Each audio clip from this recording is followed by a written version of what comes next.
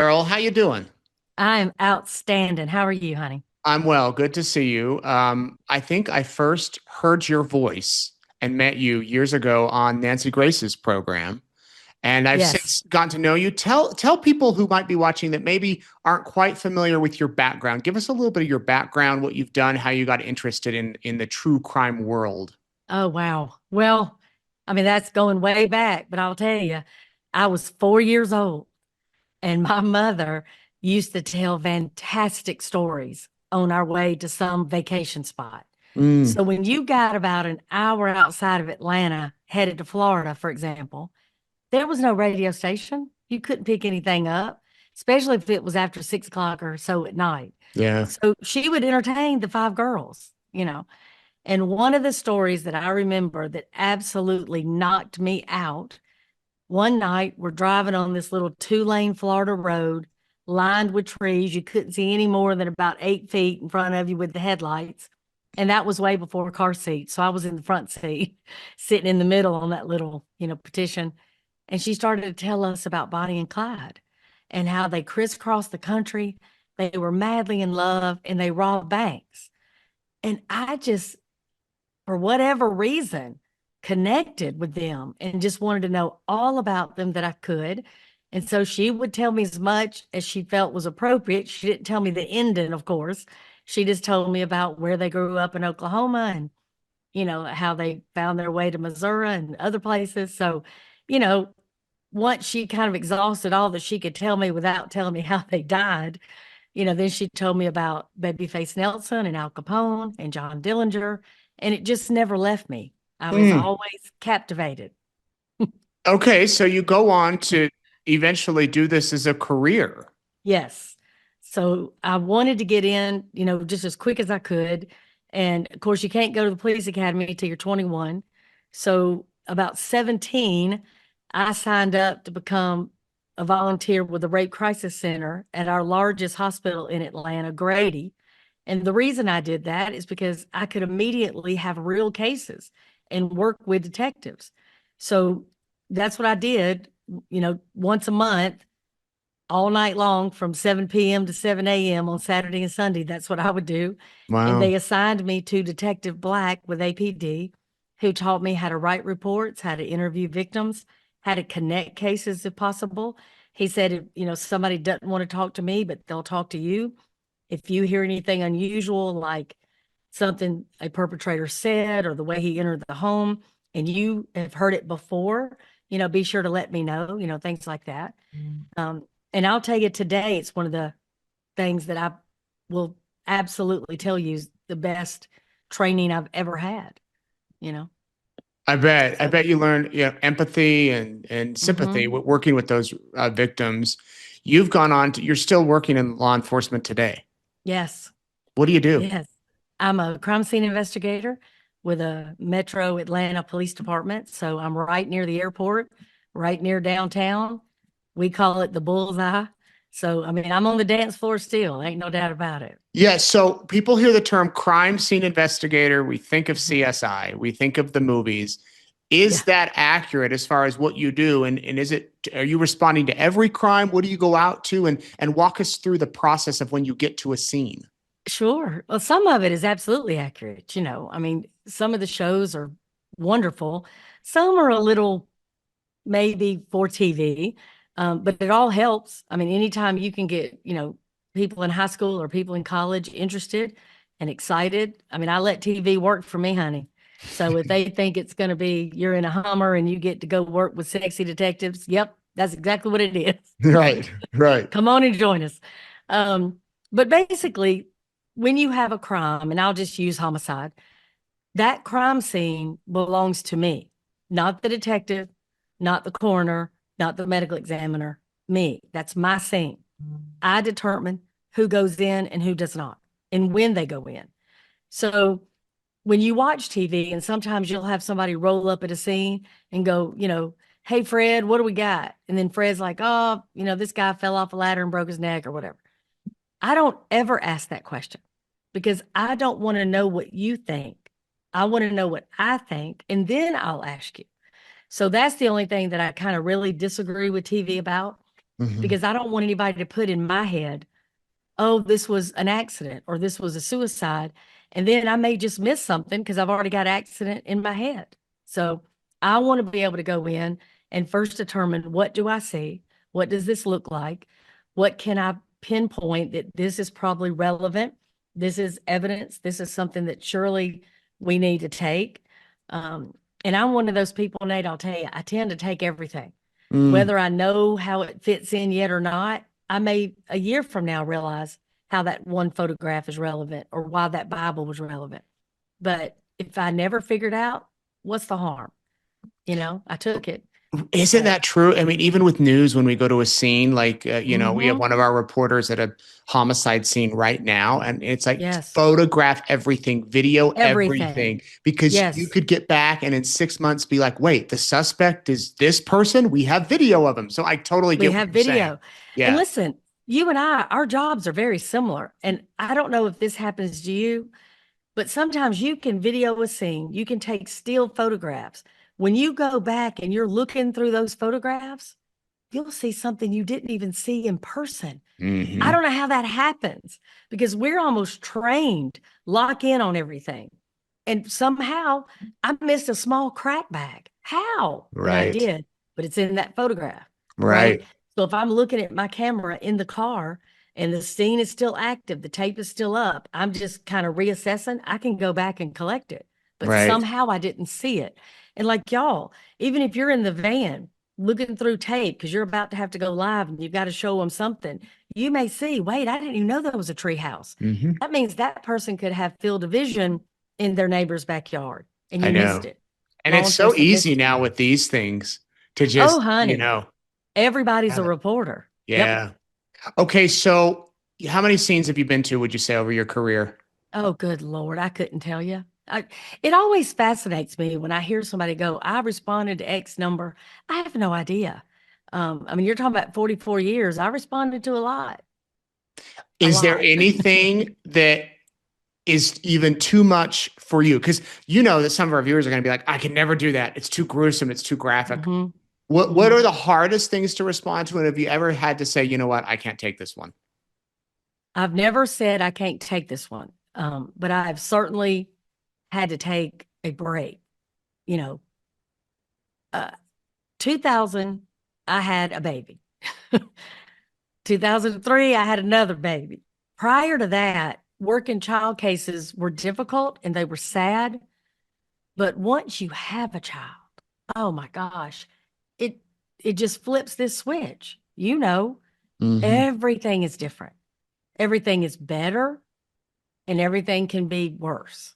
Yeah. So you think, oh, taking the baby to see the ocean for the first time. How fun is that? The Easter Bunny is a blast. Santa Claus, you can't wait.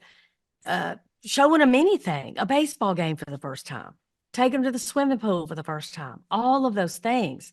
The idea that somebody has lost that, um, it got used to be where maybe I could work a case and I wouldn't even get teary eyed. I'm going to get teary eyed now. Yeah. Yeah. If not, have to go to the car for a minute. Again, you can take evidence back to the car and secure it. You can go back to the scene. You can, you know, convene with some of your coworkers and make sure, hey, we need to do another walkthrough. Let's do this together. So you can take breaks while you're actively working something just to make sure you can, you know, handle it as professionally as you possibly can. But I Right. mean, you're a human being, so. True. And I imagine too, Cheryl, in a way that, well, I'll have to cover these horrible cases. I don't know how to describe it to people, but I kind of get in work mode. It is Mhm. horrible to hear. It's horrible to see, but you also are Mhm. there to do the job. And so you can't have a news reporter who's constantly crying on the air or no one's going to Right. watch it. You can't have a crime scene investigator who's going to break down and have, That's you right. know, so we're built differently, obviously. Everybody is Hmm. differently. And you're the type of person that I know can go and get the job done, but you still have feelings, you still have emotions, you're Sure. still personable, you can deal with people. Has there been one case though over the years or two that you at the top of your mind is always going to be there that really impacted you? Oh, absolutely. Tons of them. And they impact me for different reasons.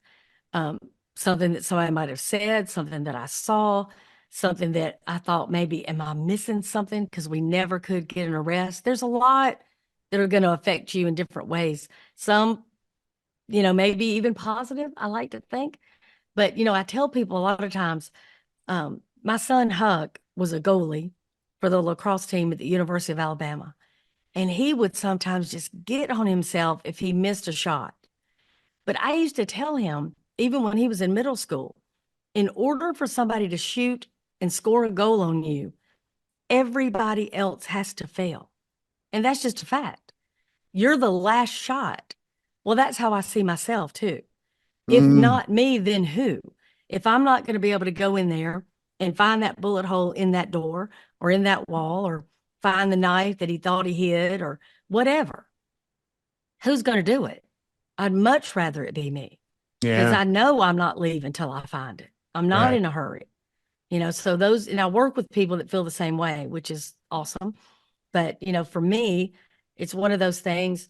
If there's a footprint on a wall, I'll the wall out and I'm taking the footprint. A photograph is not good enough for me. I Yeah. want it.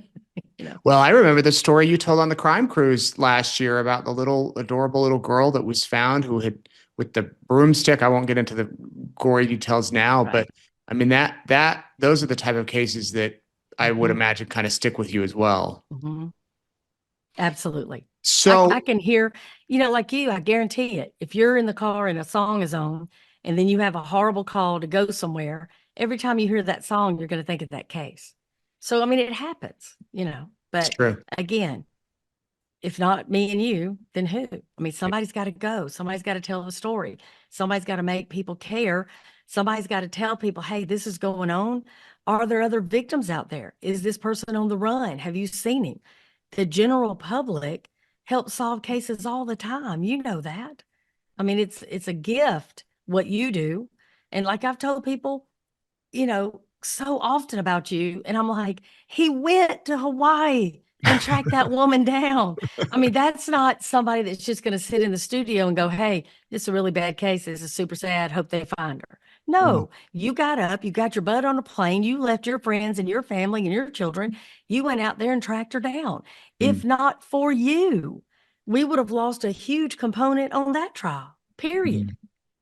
Well, the thing is too, and I didn't know before I went that that's what's going to happen. So I guess my advice to anybody out there is take the chance because you never know what will happen.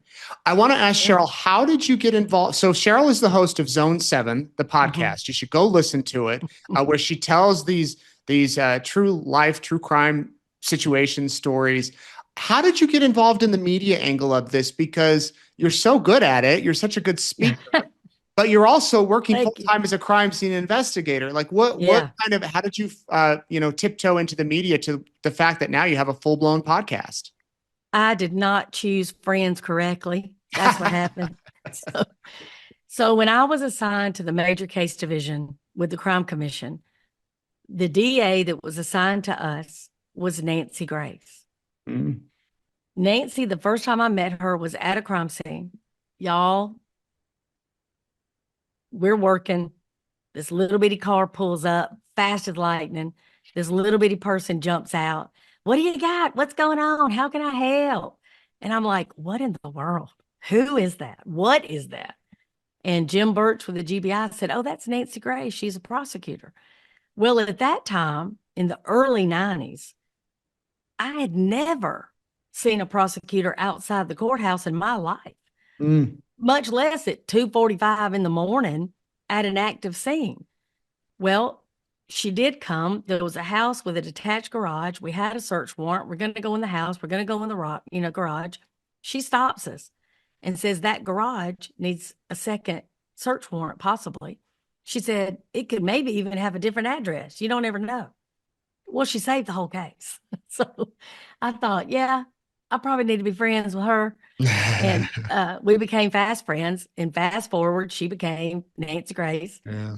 And, she has me on the show, which is loyalty. She could have anybody on there, y'all. I'm flat telling you, she's a good friend to me. Well, about 4 years ago, she says, you need to do a podcast. I said, I don't know anything about a podcast. I ain't doing a podcast. I ain't got no time to do a podcast. She said, you need to, and I will help you. And she did. She found me a producer. She found me somebody that could, set it up for me and teach me how to do, just turning the computer on with the microphone Yeah. because I didn't really know how to do any of it. And I certainly, you know, I don't know anything about editing something and putting it up on social sites. I don't know anything about all that. So she did all of that for me. So when it came time to figure out what to name it, I named it Zone 7. And the reason is back in the day when me and Nancy worked together, Atlanta has only 6 police zones. So this was before cell phones and before pagers, Nate. If we wanted to get together and meet at a bar after work, which for us is Manuel's Tavern, that was our Mhm. cop bar, we would go on the radio and say, "Hey, everybody, 5-9 at Zone 7 after shift." Ah, And so that's that great. way, people that had police radios or supervisors, we weren't saying anything inappropriate, and Right. they never got it. So I thought, well, if I'm going to do one, I want my friends on it. I want them to, talk about how they did this case or how they, caught this person. So I called it Zone 7 because that's the way I still work today. I don't work a case that everybody doesn't come and help me. So I love that's it. that. I didn't know that story. That's great. So, do the cops, do they still refer to the bar as Zone 7? It's been a couple of rotations now. They may Okay. not now, but all of us old guard still do for Yeah. sure. For Yeah. sure. So, you have written a book and Yes, I want to hear all about it. It's available for pre-order right now, right? correct. Just pre-order. It doesn't come out until May. Okay.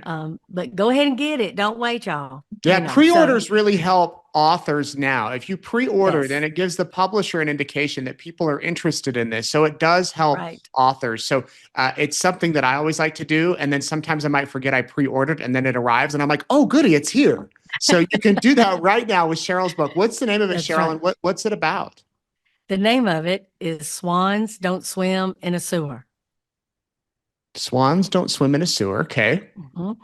And what it's about is the Flint River killer. His daughter was murdered, and he turned to law enforcement for help.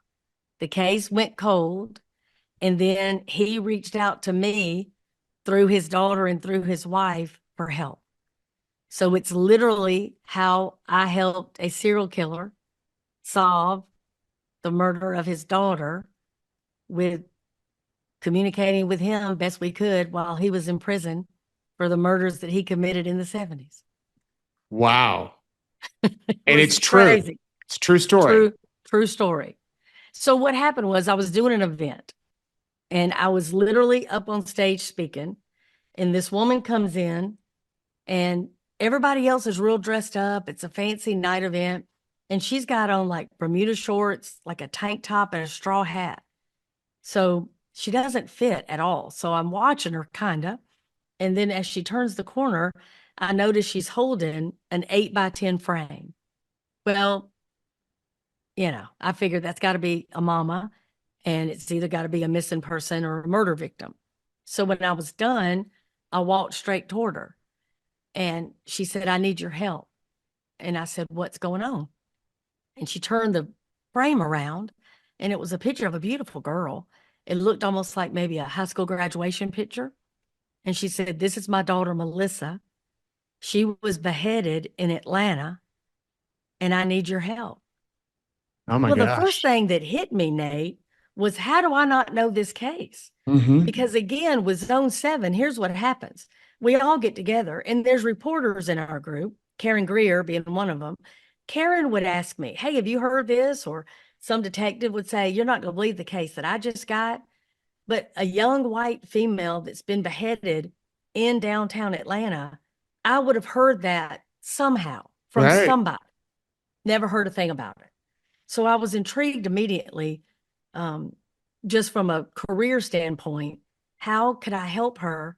And how can this case be out there? And I don't know anything about it. Yeah. So I asked her, I said, "This really isn't the time that I can sit and talk to you. Can you come to my office next week?" So she comes to my office the next week. She has 2 big binders with her that she puts down on the table. Well, I instinctively reached for one of them because I want to get in this thing quick because I'm just so curious. Because now I've asked a couple of buddies, Leslie Saunders, my old partner, and some other folks, They're like, nope, never heard of it. I don't know what you're talking about. And I'm like, this is crazy. So when I went to reach for it, she put her hands on them and said, I know you agreed to help me, but I've got to tell you something first. And I just kind of leaned back and I said, okay. And she said, my husband is in prison for murder and I helped him. Wow. Did that, Well, that don't happen every day. yeah. Did that cause you pause? Did that make you think, hold up, should I really pursue this? Oh, honey, not at all. The opposite. I was Hmm. more ready to get on that horse because you and I, we deal with people that don't want to talk to us. And they Right. sure, Lord, don't want to tell us the truth. Well, she's sitting there telling me he's in prison for murder and she helped him. Please go on. I mean, I've Yeah. got to know more, Yeah, good right? point. Right. Yeah. Keep So talking. she starts talking and she said in the 70s, he killed this person, that person, and threw him in the Flint River, and then killed this person, and they were placed in another river. And I said, hold on a second, because now a very vague memory. And I said, are you telling me your husband is the Flint River killer?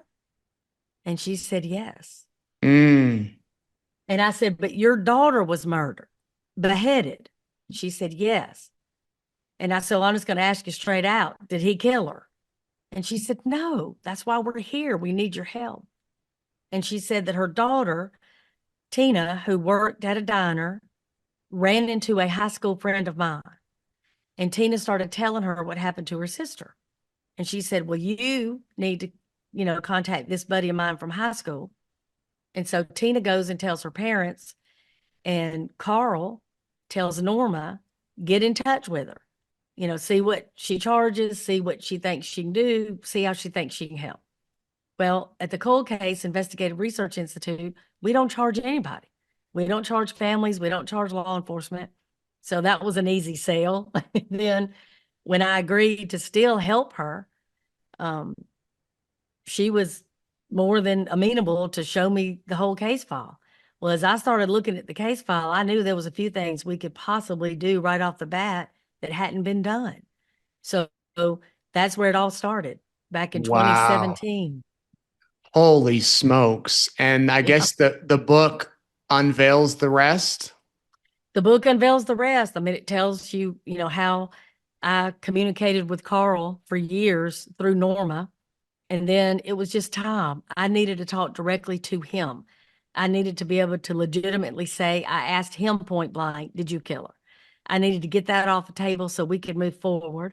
He had a background that, here's the bottom line. Carl Patton was in prison. He deserved to be in prison.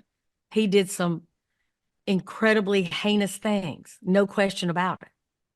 There's a few differences in Carl and some other people that commit murder. Carl admitted what he did when he got caught. I appreciate that. Yeah. At least you admitted it.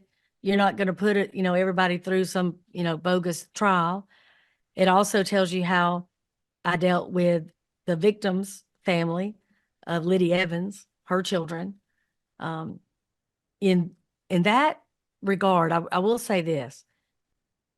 When you reach out to the children of a murdered victim, and they are now grown, and it's been 25 years, how those 5 children reacted to the murder of Melissa Wolfenberger will just give you just peace that human beings are awesome.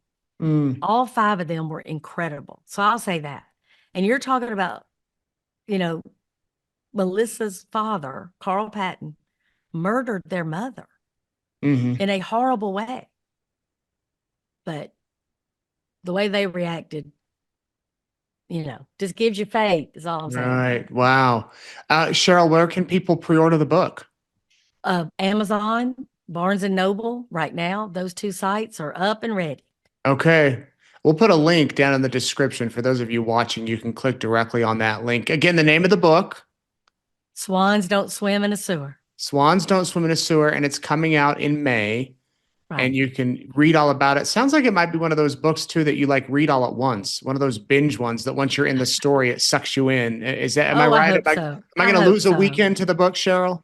I hope you do. I really do. I tell you, I'm not an author. I mean, you've got people like Catherine Ramsland that can write 37 books. This book took me a while, honey, and I had a lot of help. Believe me, my Zone 7 came through. Poor Walt McCollum. We've known each other, of course, since high school, and he helped me so much. He knows, I can't spell. And then I had an editor. I guess she's somewhere in a corner rocking back and forth, bless her heart. But, all my sisters and so many people, Alice from the prosecutors, Susan Hendricks. I mean, a lot of people helped. And of course, Nancy Grace, no That's doubt. great. So you working on anything else? No, sugar, this is it. One and done. I appreciate y'all, but this took me a long time. And again, I don't know this is something I could pull off again. Well, never say never. All right. I Well, know I appreciate it. you've got enough content in your mind and in your experience that something good could come out. Yes. I tell you, there are other cases that I would love to see in a book. Um, I just don't know. I mean, you know what I mean? We'll see. We'll see how this one goes. If you lose a weekend, maybe I'll think about it. Yeah, If you okay, call I'll me keep and you go, posted. well, girl, I don't know. Just let me, Yeah, I'm gonna let y'all tell me. How about that? that works. And I know you're going to be at CrimeCon again. I know it's far away. Yes. That's in May, but you can get your tickets now. And I think they're doing a price increase coming up here in a few weeks. So get your tickets. You can come and meet Sheryl. And Sheryl, Yes. I don't know, you posted this, I know, on your Facebook page, the woman that got a tattoo of you on her arm. Yes. Well, she got a tattoo of my signature. Signature, right? Now, I guess I should Yes. say of you. Yes, yes. Not the portrait. No, well, maybe that'll be next year. But She'll no, add to it. she was so cute. She came up to me and she said, "Would you sign my arm?" And so I thought she was just being cute. So I signed it. And she said, "I'm going to go get a tattoo." I said, "What?" I said, "Go wash that off. I've got to do better than that." I was just kind of scribbling. I got to do better. So she went and washed her arm, and sure enough, I did it again. The way I sign at CrimeCon, it's like a special signature that I have, and then underneath I put 149, which is my badge number. So I sign the way I sign evidence bags. That I Mm. wanted it to be as perfect as it could be. Sure enough, when you and I were standing there talking, she walked back up to me to show me she'd got it done the night before. That is your number one fan right there. And listen, she is so sweet and so Yeah. kind. She really kind of gravitated to the concept of Zone 7. Mm. And she said more than the podcast, she started to try to do that in her own life. That if somebody is not there and has your back and is a true friend and wants the best for you, get rid of them. If they're not cheering for you, why are they in your inner circle? They Yeah. shouldn't be. Yeah. So that's what she did. So I was like, well, I'm all about that. And now you're in her inner circle. You're permanently on her inner arm, at least, or outer arm. Well, you were standing there and I Yeah. asked her, I said, "What are you going to do when you find out I'm a piece of crap?" She went, she went, "Please don't do that. I I can't know. afford to have it removed." I know. She can start a GoFundMe if you get arrested or something, or put your Right? mugshot on her arm to add to it. There you go. See, Yeah. glass half full, people. If I go to jail, it'll be fine. And I want the interview. Um, Done. Awesome. Sheryl, thank you so much. It's so great seeing you again. And we look forward to checking out the book and keep us posted on anything else. Listen, Nate, I appreciate you. This is the first interview I've ever done as an author. So I And here appreciate it. you are. Well, good. I hope it's the best one too. I doubt that, but Thank you you. were perfect. Thank you.